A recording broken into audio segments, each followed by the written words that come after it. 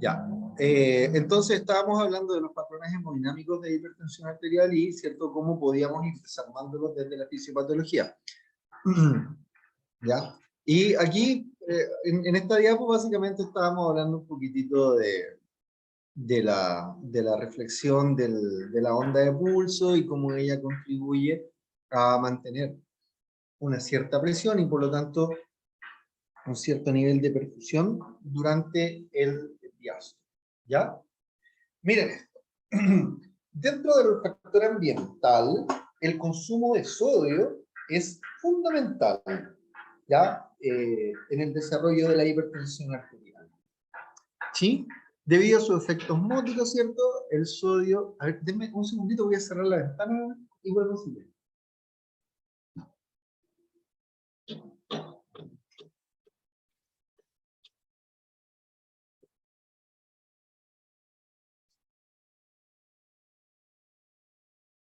Ya.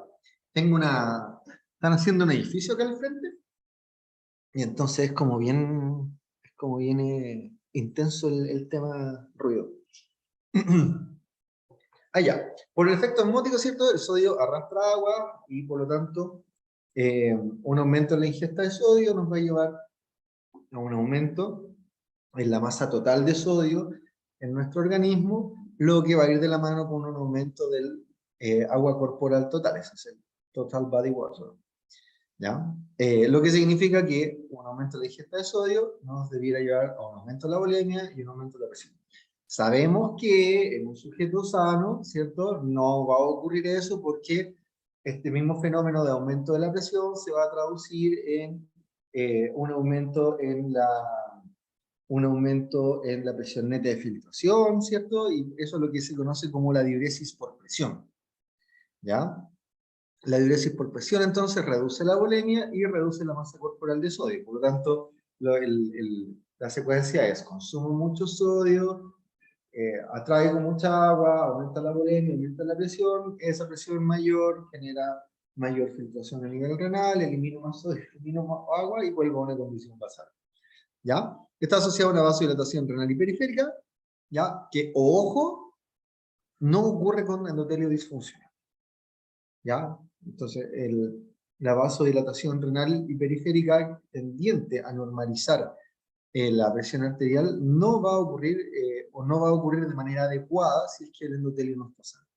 ¿Por qué esto es importante? Yo no sé si se acuerdan de la clase de difusión endotelial que tuvimos en el primer semestre, pero dijimos en su momento, todos los pacientes con hipertensión tienen endotelios disfuncionales.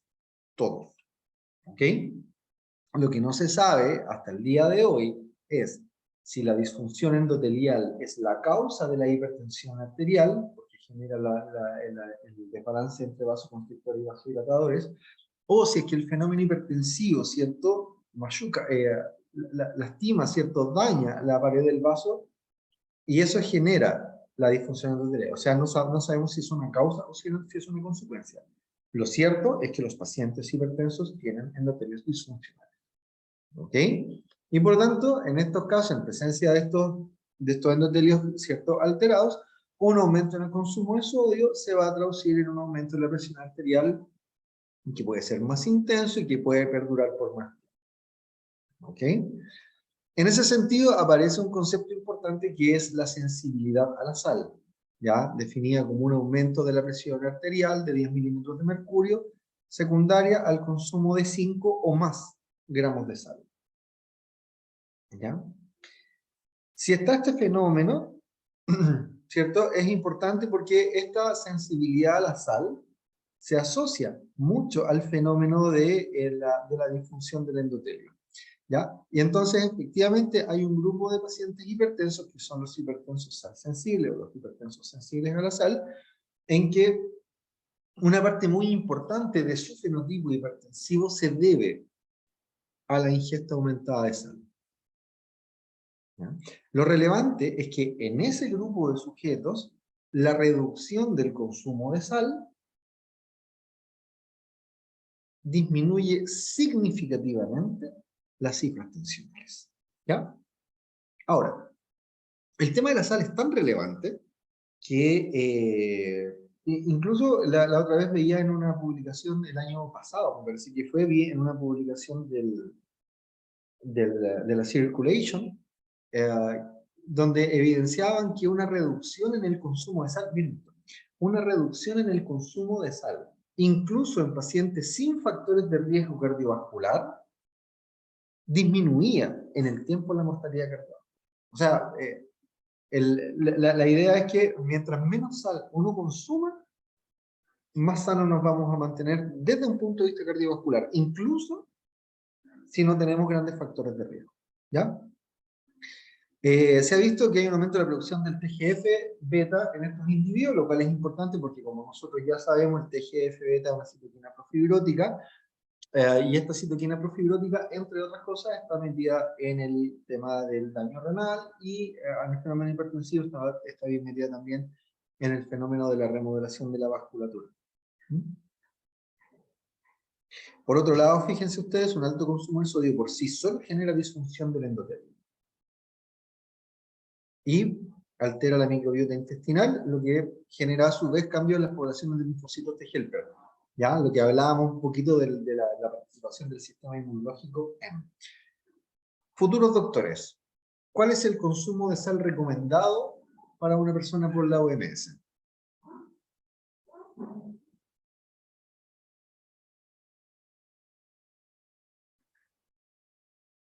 ¿Aló? ¿Me escuchan? Sí, todavía no lo hemos visto, pero no sé. Ah, anda. O quizás sí, no lo recuerdo. La verdad no lo sé. ¿Cuál es Yo el lo, consumo? Dígame. yo lo leí ayer, pero no estoy ¿Ya? segura cuál era el número, si era menor a 2 Creo o... que 5, ¿no? Algo así. No me Claro. acuerdo. ¿Dónde salen esos 2 gramos de sal? Si uno no le echa nada de sal a la comida, ni cuando prepara ni cuando come, terrible, ya uno está ingiriendo 2 gramos de sal al día. Eso es por la sal que viene en el propio alimento. Ahí están esos 2. O sea, si tenemos una dieta cero sal añadida, ya estamos ingiriendo 2. Ahí aparecen esos 2. ¿Quién me dijo eso? Lisette. La Lisette. ¿Ya? Y claro, efectivamente debiéramos consumir un máximo de 5 gramos de sal por día. ¿Saben cuánto es el consumo promedio en Chile? No, pero es más que eso, mucho más que eso. Es bastante más que eso. ¿Cuánto? No recuerdo, pero ayer estaba viendo como los alimentos que más se consumían acá, que era el completo, la comida rápida, y ¿Ya? algunos tenían como 1000 y tantos gramos de sal. Oye, es una locura. Disculpen que me voy a salir del tema. ¿Han cachado, Doc? No sé si todos. Las colas que se hacen en los Automac. Oye, he visto colas así como en una Impresionante. camino a la playa. Mm, Había una cola como de 300 metros. sí, fácilmente. Era una cuestión así como descabellada. Mm. Acá cerca de donde vivimos nosotros, Doc, en el McDonald's que está en Grecia con Macul. Ah, ya, gigante. Sí, Oye, pero la cola así como que es de 2 cuadras, no sé. sí, 20, 30 autos Increíble. fácilmente. Es increíble. Ya, volviendo a nuestro punto, no sé si usted tiene datos más actualizados, pero hasta hace un par de años íbamos en promedio en Chile en los como 11,5 Sí, gramos. es más bueno eso. Sí. El En pan los- trae mucha sal. Por ejemplo, Ya. la marraqueta en algún momento se calculaba que traía como, ojo, acuérdense que sal uno puede formarlo como cloruro de sodio o como sodio. O como, claro, ahí es distinto. Claro, pero en general traía un gramo de cloruro de sodio, o sea, fueron de sodio, por lo cual eran como 2 gramos de sal la marraqueta. Y por eso ustedes, si no sé qué pasa allá, pero aquí en Santiago claramente están las marraquetas más desabridas porque colocaron restricción en relación a la cantidad de sal en el pan, porque como Chile es un país que come mucho pan, somos los segundos consumidores de pan más grandes del mundo junto con, ¿cómo ¿En se llama? serio? Con Alemania. En el fondo, una de las medidas que tomó el Ministerio de Salud fue exigir que pusieran menos sal en el pan, porque antes por las puras marraquetas, una persona se come 2, 3 marraquetas y con eso tiene más que el consumo del día, en sodio. Eso no. Increíble.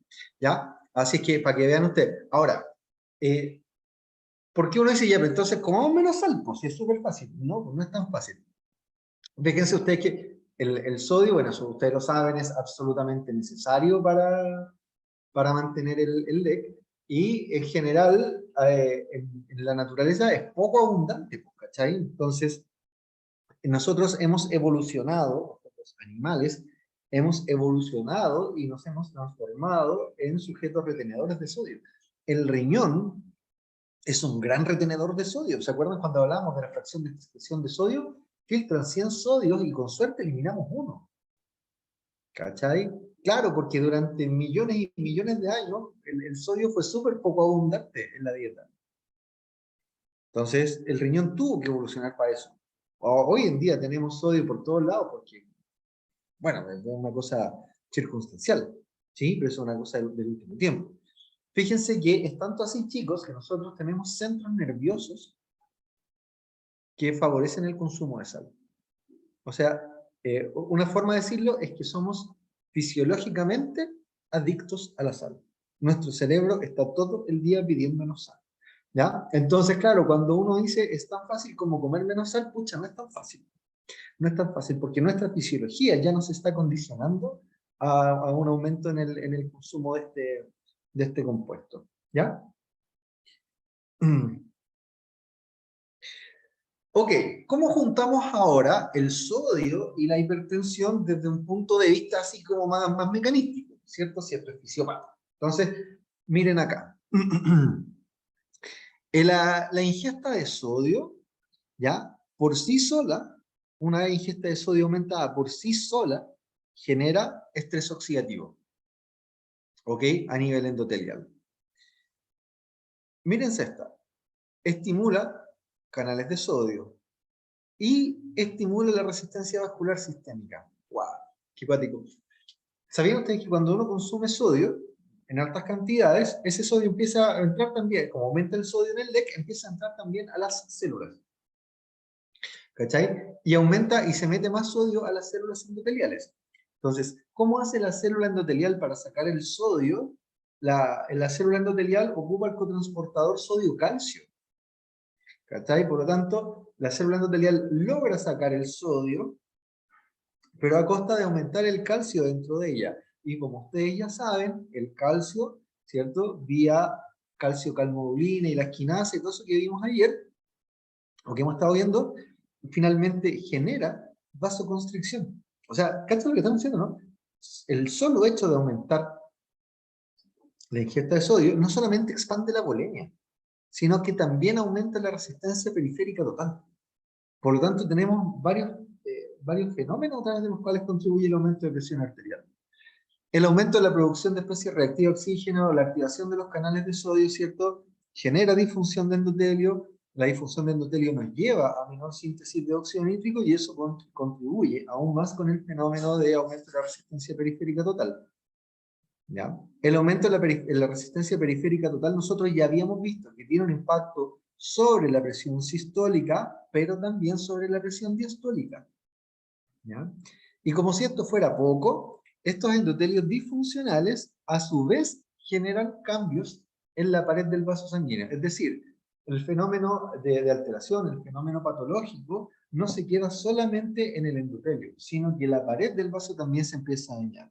Y fíjense cómo empezamos a activar metaloproteinasas, ¿cierto? Metaloproteinasa 2, metaloproteinasa 9, nos vamos a encontrar nos podemos encontrar también con fragmentación de fibras elásticas, ¿ok? Con proliferación de colágeno, y todo esto finalmente contribuye a un endurecimiento de la arteria. ¿Y ese endurecimiento de la arteria en qué se traduce? En un aumento de la presión arterial sistólica, lo que estábamos hablando, ¿sí o no?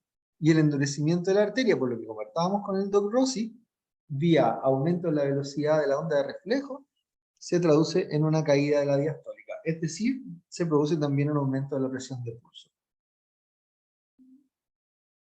¿Estamos o no? Sí, profe. Sí, ya, bacán. ¿Ya? Ahora, miren esto. ¿Cómo ¿Cómo se explica? O, en qué se está? ¿No? ¿Cuál es el estado, cuál es el estado del arte, como dicen? Pero dice, bueno, ¿por qué se produce esta cuestión de la hipertensión sal sensible? No está claro, obviamente, ¿ya? Pero se ha avanzado en algunas cosas. Entonces, miren acá. Miren acá. Hoy en día sabemos que frente a determinadas condiciones que pueden ocurrir incluso antes del nacimiento, ya podemos predisponer a un individuo a un comportamiento diferente en relación a lo que es el fenómeno de la regulación del metabolismo del sodio, ¿ya? En condiciones normales, ¿cierto? En condiciones normales, el cortisol en sangre materna no debiera llegar al feto, porque hay una enzima que es la 11-beta, por aquí estaba, ¿cierto? 11-beta dehidrogenasa tipo 2, lo degrada. ¿Mm?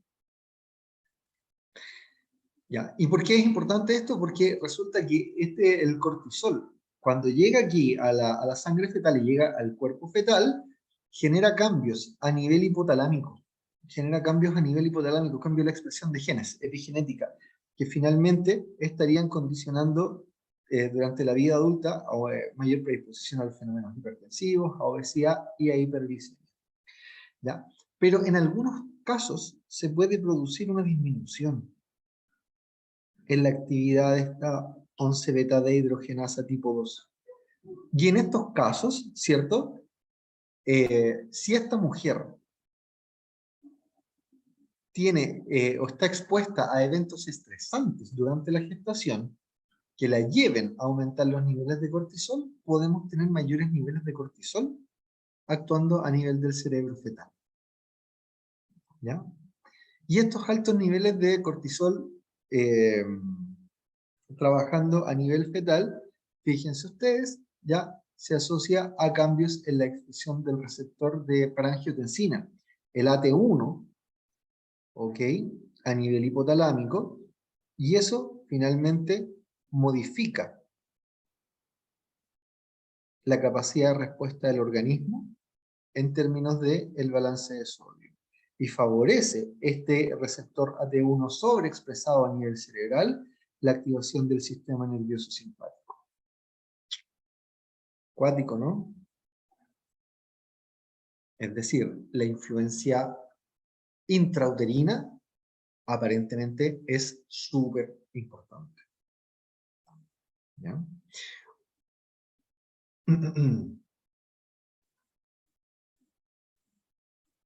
¿Cómo vamos? ¿Vamos bien o no? ¿Se está entendiendo? ¿Lo de la sal quedó claro? Por mi parte, sí. Sí, sí, todo claro. Bueno, ya, bacán. ¿Qué otro factor patogénico importante se ha visto involucrado en la génesis de la hipertensión arterial? El sistema renina-angiotensina-aldosterona. Y de nuevo, ¿cierto? Como yo les había dicho, grupos de pacientes con hipertensión arterial tienden a tener mayores niveles de actividad del renina-angiotensina-aldosterona. Chicos, en general, los pacientes con enfermedades o con factores de riesgo cardiovascular tienen niveles aumentados en sangre de angiotensina 2. Entonces, súper importante. ¿Se acuerdan del eje, cierto? El renina-angiotensina-aldosterona. Porficio. ¿Ya? Sí. El riñón libera renina, agarramos el angiotensina hepático, lo llamamos angiotensina 1, angiotensina 1 por la ACE o la ECA en español se transforma en angiotensina 2 y esa angiotensina 2 tiene dos receptores. ¿Saben eso? El AT1 y el AT2. Sí. Ya. ¿Cuál es el que nos interesa para la patogenia de la hipertensión arterial? ¿El AT1 o el AT2? El AT1. Eso, ¿cierto? Porque ese es el que se asocia a contracción de la musculatura lisa, genera vasoconstricción sistémica, aumento de la resistencia vascular, es el que se asocia a la liberación de testosterona, reabsorción de sodio, reducción del flujo sanguíneo hacia la médula renal, y este es el que se asocia a aumentos en la presión sanguínea. Miren acá, aparece una ECA2 que está asociada a la transformación de angiotensina 2 en un compuesto, ¿cierto?, que no tiene actividad angiotensina y por tanto no puede interactuar con el AT1, que es la angiotensina 1,7, ¿ya? El receptor AT2 nos gusta a nosotros porque este se asocia a efectos antiproliferativos, natriuréticos, vasodilatación y por lo tanto La activación del AT2 se asocia a caída de presión arterial. Sin embargo, lo que yo les iba a preguntar, ¿cuál es la relevancia que ha adquirido esta enzima o esta proteína ECA2 en el último tiempo? ¿Cuál es la relevancia de ECA2, chicos?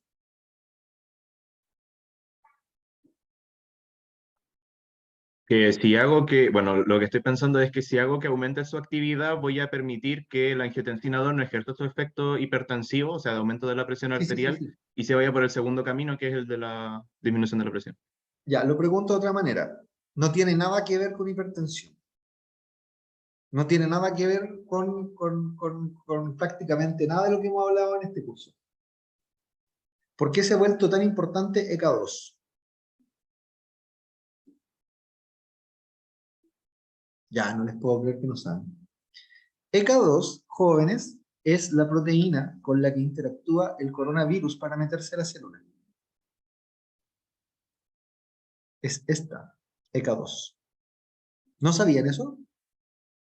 Es el Yo receptor no, para... No tenía idea. yo tampoco. Todos los días se aprende algo nuevo, cabros. El coronavirus, la proteína Spike, con quien interactúa, es con la proteína ECA2. Fíjense ustedes que pacientes con enfermedades cardiovasculares o pacientes con factores de riesgo cardiovascular sobreexpresan ECA2. Hay más ECA2 en pacientes con enfermedades cardiovasculares que en pacientes sin enfermedades cardiovasculares. ¿Se acuerdan cuando empezó la epidemia del coronavirus? Que todos pensaban que quién se iba a morir más por coronavirus. ¿Qué es lo que más nos daba susto? Al inicio, así como en febrero, marzo de 2020. ¿Los adultos mayores? No, porque eso lo supimos después, po. Pero ¿qué es lo que más susto daba? Los niños, po. Ah, ¿Cachai? sí. Que, oh, que se van a morir los niños, que hay una infección. Y resulta que los niños eran los que menos se morían, po. Y después empezamos a entender que ¿quién se moría más? Se morían más adultos mayores, se morían más pacientes obesos y se morían más pacientes con factores de riesgo cardiovascular. ¿Por qué? Bueno, porque hay una serie de motivos que pueden explicar eso. Pero, por ejemplo, los pacientes con factores de riesgo cardiovascular expresan más ECA2 que una persona sin factores de riesgo. Por lo tanto, la probabilidad de que ese virus infecte la célula es mayor. La Cata está apoyando nuestra visión. ¿Ya? De ahí que, fíjense ustedes que los fármacos de los que se usan en pacientes con enfermedades cardiovasculares, los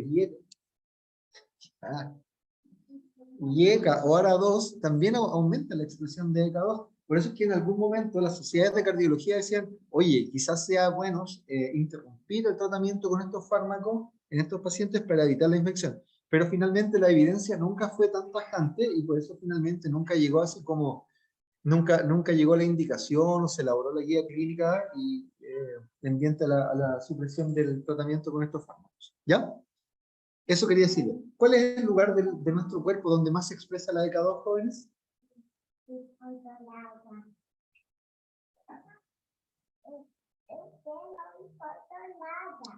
No, tampoco saben. El intestino. El intestino, por lejos. ¿Ya? De ahí las manifestaciones gastrointestinales que se pueden producir.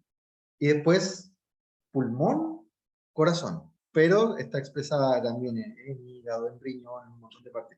Lo cual también nos puede ayudar a entender por qué se producen afecciones tan diversas por este COVID. ¿Ya? Entonces, lo relevante, bueno, volviendo al tema hipertensivo, ¿cierto? El receptor importante para nosotros en términos de que como factor patogénico y como un target farmacológico, ya pueden ser dos acá.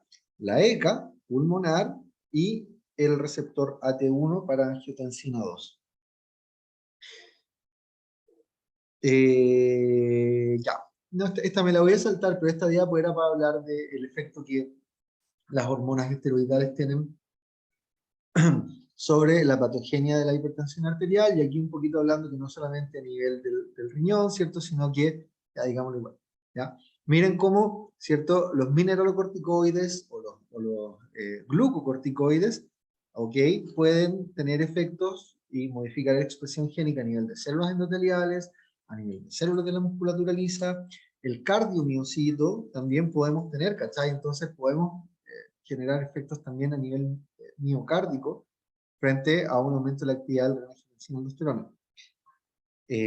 Por los mineralocorticoides, ¿ya? O eventualmente también por gluco, ¿ya? Y de nuevo aparecen nuestras células del sistema inmunológico con capacidad de respuesta para estas hormonas esteroidales, ¿ya? Aquí un poquito lo que hablamos, ¿cierto? Con el doc, al visto de la pregunta de la Lisette, me parece que fue, ¿ya? Que dependiendo del tiempo de evolución en algún momento, ¿cierto? O dependiendo del fenotipo de cuadro hipertensivo, podemos tener que algunos pacientes ya no van a responder a tratamiento, ¿cierto? Entonces ahí ya pasamos de una hipertensión arterial reversible a una hipertensión arterial irreversible. ¿Sí, Lisette? Entonces podemos progresar de uno a otro, ¿ya? O también, ¿cómo se le llama? Hipertensión arterial resistente a tratamiento. ¿Cómo se define? Como una presión arterial igual o superior a 140/90, a pesar de cumplir tratamiento con un régimen apropiado de 3 fármacos antihipertensivos, incluyendo un diurético. Ese paciente es el que tiene hipertensión arterial resistente a tratamiento, ¿ya? Pacientes con comorbilidades como diabetes mellitus, enfermedad renal crónica, ¿cierto? Una presión arterial igual o superior a 130/80, ¿ya? El riesgo de daño en el órgano blanco es significativamente mayor en estos pacientes que incluso en los pacientes hipertensos, ¿ya? Por lo tanto, hay un aumento de la mortalidad que es significativa también. ¿Por qué se produce la hipertensión arterial resistente a tratamiento? El fenómeno en sí no está muy claro, pero sí, ¿cierto? Sabemos que en la medida que el vaso se va remodelando, se va perdiendo capacidad de respuesta a tratamiento, porque ya obviamente la funcionalidad, la estructura del vaso no se lo permite, no permite, ¿cierto? Ciertas funciones en términos de vasodilatación, por ejemplo, en términos de aumentar el diámetro. Entonces, la hiperplasia de la capa muscular está asociada a esto, hiperplasia de la capa muscular que está muy influenciada por angiotensina 2 y por endotelina 1, que ya por lo que hemos visto ambas van a estar aumentadas, fibrosis de la capa de la media, ya disminución del radio por el propio fenómeno de crecimiento de la capa media, ¿ya? Hay pérdida en la capacidad elástica, hay expresión de INUS y daños por agentes oxidantes que favorece la migración celular, ¿ya? Por lo tanto, vamos también contribuyendo a la remodelación del vaso sanguíneo. Tablita, esta no se la voy a preguntar, por favor, no se asusten, pero decidí ponerles la tablita por si les llega a clínica un paciente con hipertensión arterial resistente y si los mandan a estudiar o si por motivación propia se ponen a estudiar, para que sepan que hay varias causas posibles que nos pueden llevar a hipertensión arterial resistente. Mira, Lisette, entre ellas, la hipertensión arterial secundaria, ¿ya? Es una posible causa de hipertensión arterial resistente a tratamiento. Ok, ¿qué hacemos con estos pacientes entonces? ¿Qué es lo más importante en el manejo del paciente hipertenso? Alguien que me responda. ¿Qué es lo más importante en el manejo del paciente hipertenso? Que puede llegar a una presión normal, Justamente no. ¿Ya? pero que sea gradualmente, sino de un rato para otro. No, escúchame. ¿Es importante bajar las cifras tensionales en estos pacientes? Por supuesto que lo es. Pero no es el hard endpoint, como le llaman. ¿Ya? No es el objetivo principal bajar la presión arterial. Cuento una historia. Por allá por los años 70 se desarrolló un antihipertensivo. Su nombre no lo recuerdo. Pero era un antihipertensivo que reducía significativamente. Cuando yo digo significativamente no quiero decir que reduzca mucho, ¿ya? Sino que había una significancia estadística. Reducía este hipertensivo significativamente la presión arterial en el grupo tratado versus el grupo control. Por lo tanto, ¿era un buen agente antihipertensivo? Sí, porque las personas que tomaban, ¿cierto? O el grupo de pacientes que lo consumían, tenían cifras tensionales menores. ¿Nos gusta eso o no nos gusta eso, chicos? ¿Es lo que uno quisiera o no? En la parte así como lógica, sí. En la parte lógica, sí. Ok. ¿Y qué ocurrió? Los pacientes que consumían ese fármaco se morían más que los que no consumían el fármaco. ¡Wow! Entonces, por supuesto, se descontinuó el uso del fármaco. ¿Cachai? Porque se demostró que aumentaba mortalidad. Y entonces vino la pregunta, ¿qué hacemos, po? Porque este fármaco demostró ser efectivo, reduce la presión arterial, pero los pacientes se nos mueren antes. Y ahí a alguien se le ocurre. No, aquí lo que tenemos que, lo más importante no es reducir las cifras tensionales. Lo más importante en este grupo de sujetos es que aumenten la sobrevida. ¿Ya? Entonces, el objetivo principal, y no estoy diciendo, Christopher, tú tienes razón, hay que bajar las cifras tensionales, pero lo más importante es que ese paciente viva más, ¿ya? Así como dicho con peras y manzanas, el buen tratamiento antihipertensivo es aquel que reduce la incidencia de infarto agudo de miocardio, aquel que reduce la incidencia de accidente vascular encefálico, aquel que reduce la presentación o la aparición de insuficiencia cardíaca. ¿Ok? Por eso Se ahí entiende, dice, profe, pero a pesar de ello es como usted dice, tenemos que evitar que los pacientes se mueran, pero también una de las formas para evitar eso o intentar de alargar más su vida también es intentando de reducir un poco esas cifras tensionales altas que tienen, ¿no? sí, hombre, sí, insisto, yo estoy de acuerdo con eso. Y como yo te decía, sabemos que a mayores cifras tensionales hay más daño de órgano blanco y las curvas de mortalidad son mayores a medida que aumenta la presión arterial. Pero lo que no quiero es que se queden con la idea de que solo bajar la presión y estamos listos. ¿Cachai? El objetivo es mejorar la sobrevida junto con disminuir la presión arterial. ¿Me entiendes? Ya, sí se comprende. Gracias, profe. ¿Ya? Dale. Son discusiones choras estas, así como... ¿Ya? Perdón, para confundirlos más todavía, porque me encanta. Oh, ya empezamos, a ver. En población añosa sobre 80 años, aunque ustedes lo crean, la gente que tiende a tener la presión más baja se muere más. Incluso, de eso, el JNS8, que es un grupo de trabajo gringo, habló de que los pacientes, aunque sean hipertensos, aunque sean diabéticos, me refiero independiente de la mortalidad, la tolerancia de cifras tensionales altas era favorable, cosa que está en discusión porque tienen pelea, pero lo que trato de decirles es que a veces esto, volvemos, no es solamente la cifra tensional, que fue lo que trató o queremos expresarles con el doctor Quesada. La hipertensión es más que un problema de solamente las presiones, es un problema de remodelación, es un problema que tenemos dando vuelta a angiotensina, es un Lo problema. neuroendocrino es súper importante. Entonces, en el fondo, o el estrés oxidativo, por mencionar cosas del semestre pasado, pero en el fondo no es solamente la presión es un componente importantísimo, pero también, entendiendo a largo plazo, no es solamente las cifras tensionales, es una enfermedad que va más allá de solamente las cifras tensionales. Un poco lo van a ver también cuando vean diabetes. El diabetes es más que solamente Más que la hiperglicemia. que la bioglicemia. Eso no me perdona el comentario. Ya, no, pero se agradece, Doc, el énfasis, porque claro, a veces uno lo dice, pero quizá uno no lo expresa con tanta intensidad o con, ¿cierto? Entonces, siempre es bueno que ocurre esto. O sea, las cosas importantes está bien que se digan 2 y hasta 3 veces. ¿Ya? Algo iba a decir yo y se me olvidó, pero bueno. ¿Ya? Todo esto controlando los factores de riesgo cardiovascular modificables. ¿Ya? Para la hipertensión arterial, modificar el estilo de vida y, obviamente, una elección adecuada de fármacos. ¿Ya? Para esta elección adecuada de fármacos, estratificar el riesgo cardiovascular del paciente.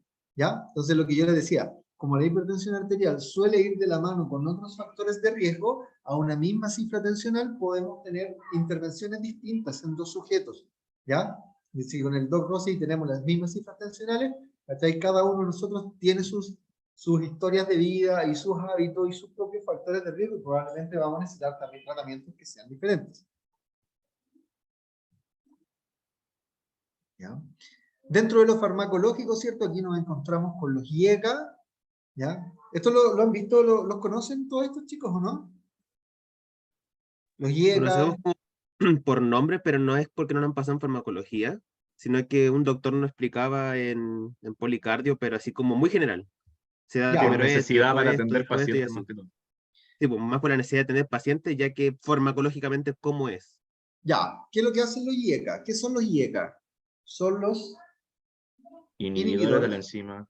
Ya, ok. ¿Cuál Convertir va a ser el angiotensina. impacto fisiopatológico de administrarle IECA a un paciente?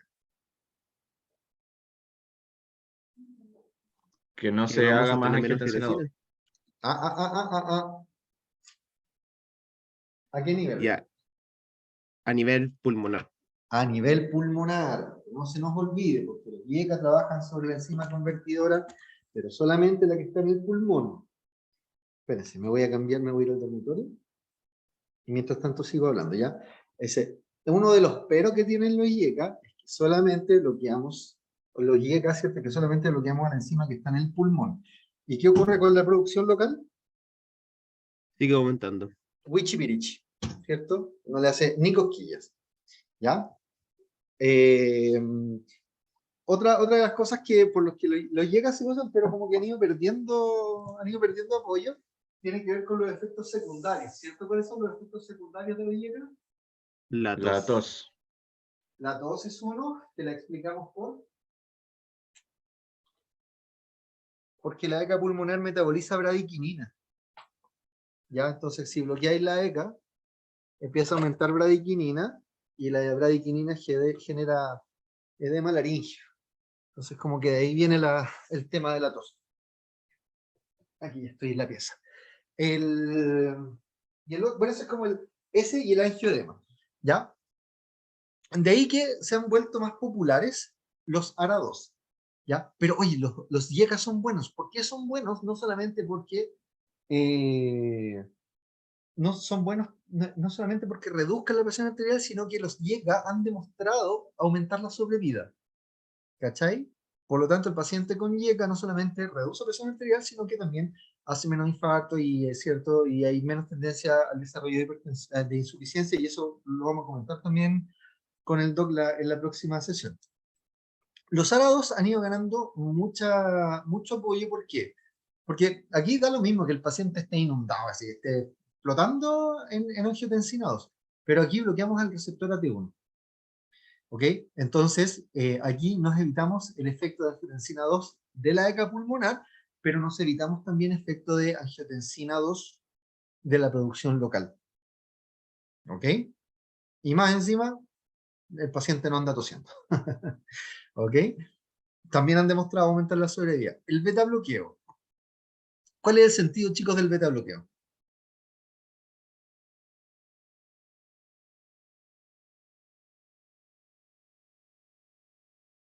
El beta bloqueo aquí cardioselectivo, ¿cierto? ¿Cuál es el sentido del beta bloqueo?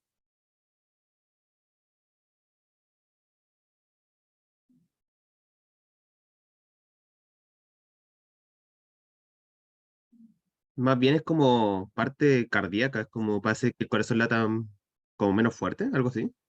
Ay, ya, pero hablemoslo en jerga bonita. Y entonces, que baje el inotropismo. Eso, sí, güey, ahí sí, ¿cierto? Disminuye la frecuencia, disminuye la contractilidad. A través de eso, ¿cierto? Nos contribuye a reducir el gasto cardíaco, ¿ya? Beta bloqueadores también han demostrado aumentar la sobrevida en pacientes hipertensos y en ciertos grupos de pacientes con insuficiencia cardíaca. Vamos a ver también que no todos responden igual, ¿ya? Bloqueadores de canales de calcio y diuréticos alfa bloqueo. Estos se ocupan, pero estos no han demostrado mejorar sobrevida, ¿ya? Los bloqueadores de canales de calcio son básicamente vasodilatadores arteriolares, igual que los alfa bloqueadores, ¿ya?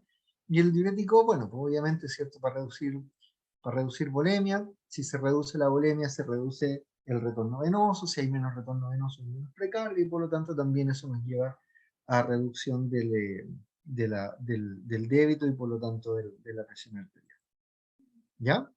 Y la última diapo es para algo que muchas veces a uno como que le gusta así como que hablar describimos la patología, describimos las complicaciones, hablamos del tratamiento, y se nos queda siempre fuera, o muchas veces, al menos a mí, lo reconozco, pero he tratado de irlo cambiando en el tiempo, el tema preventivo. ¿Ya? ¿Es posible prevenir la hipertensión arterial? Sí, no es una consecuencia inevitable del envejecimiento. ¿Ya? Efectivamente, a la medida que vamos envejeciendo, van aumentando las cifras tensionales, ¿ya? Pero no necesariamente tenemos que llegar a ser hipertensos en la medida que vamos envejeciendo.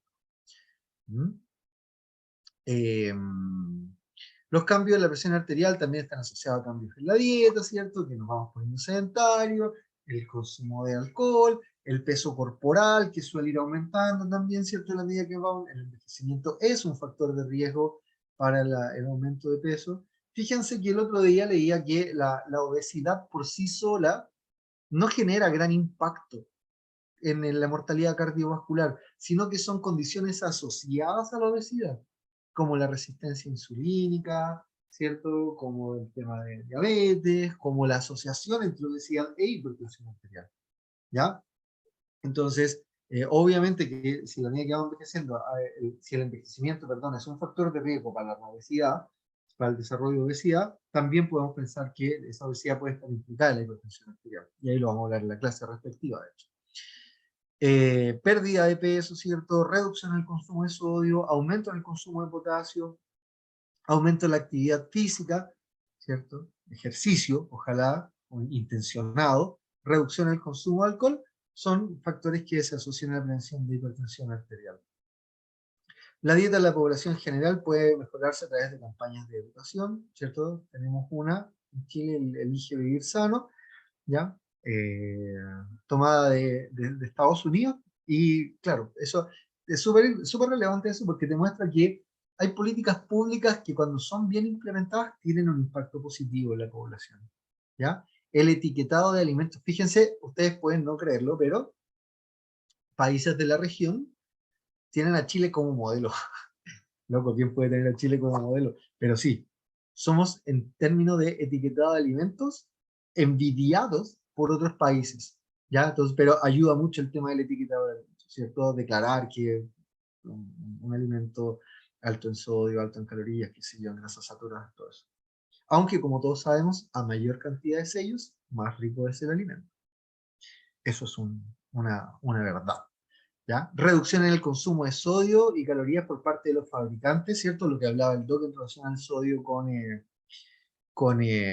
y el pan, ¿ya? El tamaño de la porción por parte del fabricante de comida rápida, también eso se ha intentado regular, ¿ya? Y la actividad física, ¿cierto? Que ya vamos a hablar un poquito de eso cuando hablemos de obesidad e insulinoresistencia, que es fundamental para esto. Fíjense que el solo desarrollo de actividad física tiene un impacto sobre la presión arterial, una reducción post ejercicio. Entonces, pero cuando la actividad física se prolonga a través del tiempo, digamos, cuando hay entrenamiento y sostenido a largo plazo, hay la forma de decirlo, ya ese impacto es más positivo aún, ¿ya? Facilitando el acceso a ella por parte de la población, y hemos visto, no sé si en Arica pasa, cuéntenos, por favor, cuéntenme, pero aquí en Santiago las plazas se nos han ido llenando en los últimos años de máquinas para hacer ejercicio, y yo lo encuentro bacán, así como que a veces uno pasa por una plaza y está llena de gente caminando, hay unas para mover la cintura, qué sé yo, hay grupos de jóvenes que están haciendo ejercicios de resistencia para aumentar la masa y todo. Entonces es una buena forma también a través de la cual el Estado puede participar activamente en el tema preventivo. Y eso, pues, eso era lo que les quería comentar en relación a hipertensión arterial. Dudas, preguntas, consultas. Hay un montón de cosas que obviamente se nos hemos dejado afuera, pero me pareció también, mira, estamos a las 11:10, me parece que para respetar el tema ahora, más que o creo yo, en mi sensación, es adecuado. Doc Rossi, desde su punto de vista, esta, chicos, es una clase que desde que estamos juntos con el doctor Rossi haciendo equipo, la ha hecho él. Sí, En no, esta pero perfecto, oportunidad- quedó En impecable. esta oportunidad la he hecho yo. Entonces me interesa mucho su opinión, No, Doc. no, nada que comentar, está clarísimo, quedó claro todísimo. A mí me quedó claro por lo menos todo. Bueno. Oye, dos cosas que se me quedaron en el tintero. Uno, el patrón de natriuresis por presión Mm. cambia tempranamente en los pacientes hipertensos al sensible, ¿ya? Eso tienen que saberlo. Es decir, ellos necesitan presiones arteriales mayores para eliminar la misma cantidad de sodio que bota la población normotensa. Uno. Dos, asociado al envejecimiento y lo que contaba usted de la presión arterial, fíjense que en relación a la obesidad también ocurre. Y es más deseable tener personas de tercera edad con una condición corporal, ¿cierto? Un IMC en sobrepeso, más que en normopeso. Se asocia mejor sobrevivir. Aunque ustedes no lo crean, en la vejez es más aconsejable estar en sobrepeso. Poquitito sobrepeso. Un poquitito, sí. ¿Ya? Dudas, preguntas, Profe, por favor, consultas, díganos. yo tengo una duda. Aline, ¿Cuál llame. cuál es el tiempo esperable para notar cambios en la presión luego del tratamiento con fármaco o en el cambio de estilo de vida? Chuta, ahí lo más rápido el fármaco, pues, evidentemente, ¿cierto? Salvo que tengamos alguien Sí. que pueda reducir el consumo de sodio así como No, rápidamente. pero es rápido, o sea, Sí, no, sí ocurre. Fíjate que depende del fármaco que tú uses. En el caso de los IECA, de los ARA2, como reviso. pueden generar hipotensión, ya, por lo general el esquema terapéutico no empieza a dosis total. ¿Cachai? Empezáis como a la mitad de la dosis y vas aumentando hasta llegar a la dosis completa para evitarse justamente estos posibles fenómenos hipotensivos. Sí. Pero le preguntamos a nuestro clínico experiente.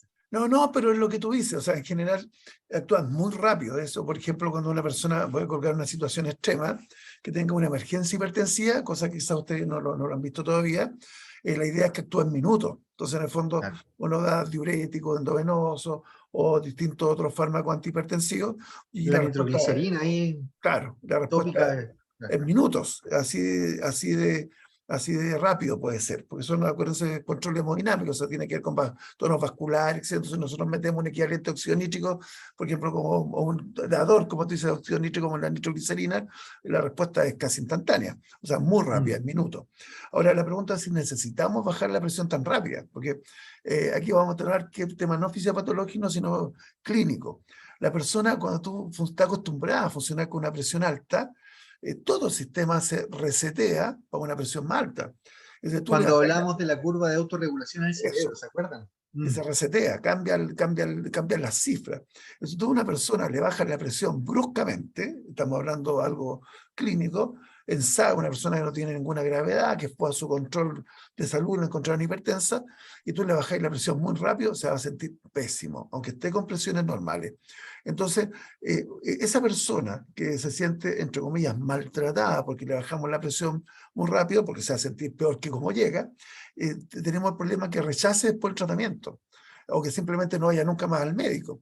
Entonces, nosotros preferimos muchas veces bajarle la presión de a poco, porque volvamos, esto es grave a largo plazo, pero a corto plazo, salvo que tenga las cifras tensionales Claro. muy altas, o sea que hay una emergencia hipertensiva, la verdad es que no hay tiempo. Entonces, uno prefiere partir de a poquitito. Entonces, como concepto, uno de fondo inicia, salvo que haya alguna situación particular, tratamiento no farmacológico. ¿Por qué? Porque el régimen CISAL aquí anda bastante bien, en algún por ciento, o sea, por lo menos en 10-20% de los pacientes, y si no anda bien como para normalizar la presión, sí, es un buen tratamiento coayudante, cambio de estilo de vida, y obviamente en un segundo tiempo, que puede ser 15 días, un mes, si es que no se ha producido cambio, en el fondo uno